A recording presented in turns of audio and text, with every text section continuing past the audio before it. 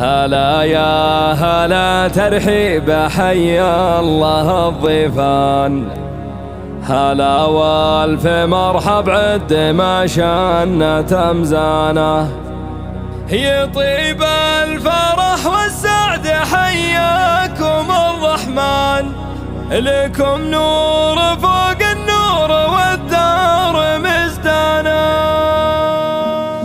هلا يا هلا ترحيب حي الله الضيفان، هلا والف مرحب عد ما شان تمزانه، يطيب الفرح والسعد حياكم الرحمن، لكم نور فوق النور والدار مزدانه. الضيوف ام صالح مرحبا والدلال الوالي، ويا مرحبا في دار والطيب عنوان، على ذكر صالح يطلب الشعر والقفال، وفي مدح صالح يا حل الشعر واوزانه، سنافي من اجود العرب فارس الميدان، كريم ويشهد له ضيوفه وصيوانه، عريس السعد والسعد يفرد له الجنحان، وحوى بسمانه بالفرح وارتفع شانه، وصالح محمد من قبيله لها عنوان، وبني مره اهل الجود والعز واركان، وقلب ام صالح زاره السعد والسلوان، كريمه ونور الدار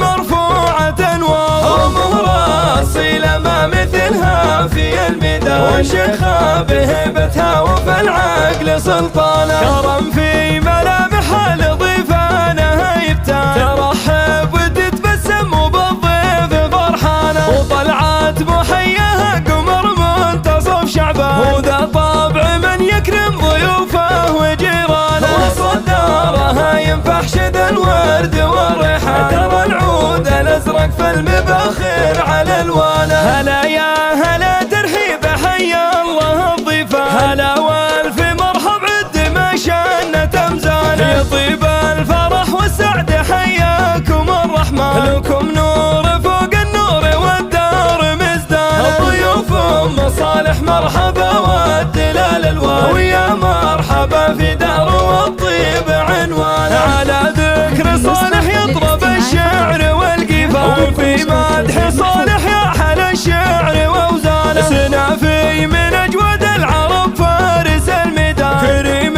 ويشهد له ضيوفه وصيوانه، عريس السعد والسعد يفرد له الجنحان، وحوى بسمانه بالفرح وارتفع شانه، وصالح محمد من قبيله لها عنوان، وبني مره اهل الجود والعز واركان، وقلب ام صالح زاره السعد والسلوان، كريمه ونور الدار مرفوعه انوار، ومهره اصيله ما مثلها في الميدان، وشيخه بهيبتها وفي العقل سلطانه، كرم في